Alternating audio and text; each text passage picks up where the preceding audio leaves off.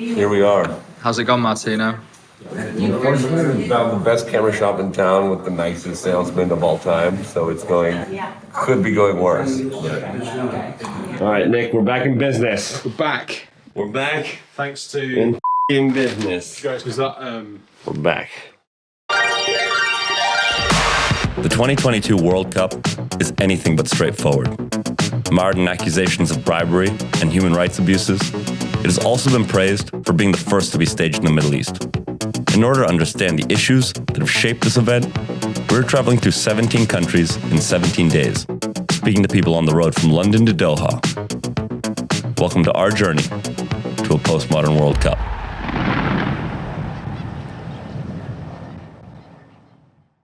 we've got our cameras back. Well, we have new, fresh new cameras. polished, shiny cameras. So this should look even better. We're on our way to the Johan Cruyff Arena for Ajax against PSV, and also to interview Edwin van der Sar about Ajax, his work there as the chief executive, and also a bit about the World Cup as well. As Dick and Laurie said, you can't just rock up to an interview with a couple of iPhones. So, with our equipment sorted, we went to speak with the Ice Rabbit. Yes, that's his nickname in these parts. The Ice Rabbit. Of course, first you want to be a football player. You want to play football.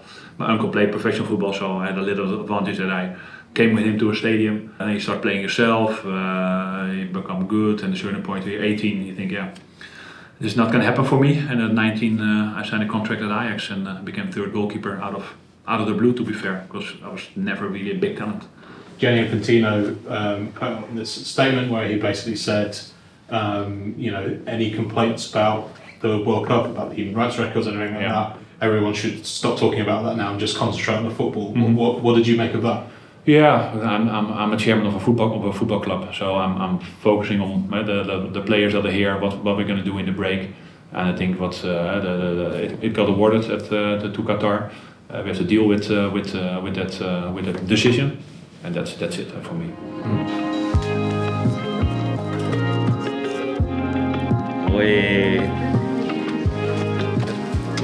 Here we are, we're in the Ajax arena. We've spoken to Edwin van der Sar in his office, which is really cool. Got lots of memorabilia. It's got the Ajax logo in the middle of the big wooden board table. And he was good. He was really relaxed. He was very engaging. We asked him all the questions that we wanted to ask. Really good guy, and we squeezed it in before a game. Ajax versus PSV. Let's have a look at the game.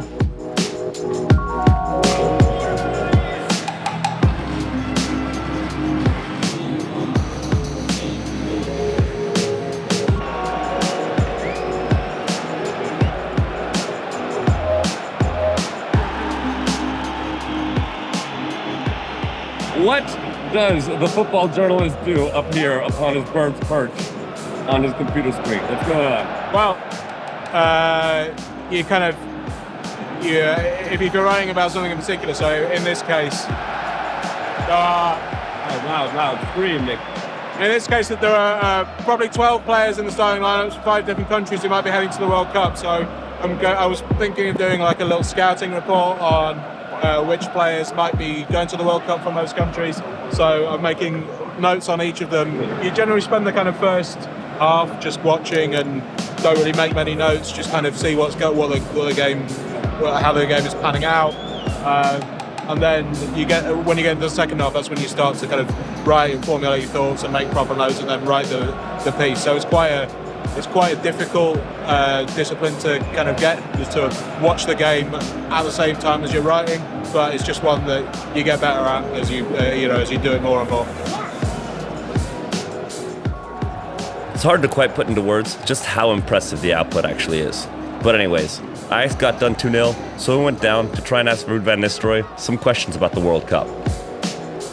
Fairly strange press conference where we tried to ask Ruud van Nistelrooy about the World Cup. It was going to be a fairly innocent one about the break coming in the middle of the season, particularly after a big win over Ajax, disrupting their momentum maybe, but we were cut off. So slightly odd. Is that a sign that they don't want to answer any questions about the World Cup? I've never heard of clubs refusing to talk about the World Cup 2 weeks before the World Cup.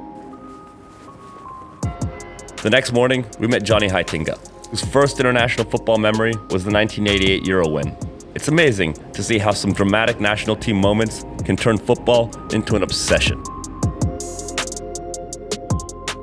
I started playing in 2004, and it was, the switching from a generation. Before you had the generation with Kluivert, Frank de Boer, Jaap Stam, and then it was time for our generation. And in between, you had Giovanni van Bronckhorst, Mark van Bommel, Edwin van der Sar was still there. And in 2010, when we played the World Cup, nobody expected us to reach the final. Unfortunately, we lost the final, but from the first moment, Bert van Marwijk always told us we are on a mission. Then we had the opportunity to score, but we didn't. But that's something magical when you play a World Cup or a Euro. For me personally, on this stage, when you were a kid, you were dreaming to play, the World Cups and to play against the best teams and the best players in the world. That's every time. I still get goosebumps when you're talking about, the World Cup. Anytime. Well, thank you. Then, it's the train to Cologne, in Germany, where fans have made no secret about their contempt for this 2022 World Cup. We have just travelled from Amsterdam to Cologne. We are heading to do an interview with someone from the Boycott Qatar movement, which I think has been growing in Germany. They won't be showing games where we'll generally be boycotting the World Cup in Qatar. In 2019, two German football journalists and authors wrote a kind of manifesto and sent it to a few people, and I was one of them. And so, it started already then. Boycott Qatar 2022. It's very important to say this. Otherwise, it would sound like, ooh, you're boycotting a country. No. Boycott Qatar 2022, we're boycotting a tournament. People, fan clubs, organizations joined. And then we started in a very plain democratic way to working things out. Qatar, this World Championship, is hurting so many fields of humanity, if it's sustainability, human rights in terms of labor, women. Do I want to go there? No. LGBTIQ, all of this. And so suddenly, for the first time, human rights activists take our sides, joining, rubbing shoulders, so to say. Amnesty International, ILO, so International Labour Organization, but also smaller places. That's really cool. I'd never imagined that. And this was geopolitics, and everybody knows that. And everybody knows, now it's only an anecdote, that was sheer corruption. You see, in Germany, we fight for 50+1. We don't want to be sold. And now you feel, wait. They just sold the World Championship. This is a product. Yeah. This is not my product. I'm a football fan. I'm a 50+1 person. I'm a seasonal ticket person. What are they going to sell next? And this gives the power. This is it. It's human rights, women's rights. Still a tough thing to do.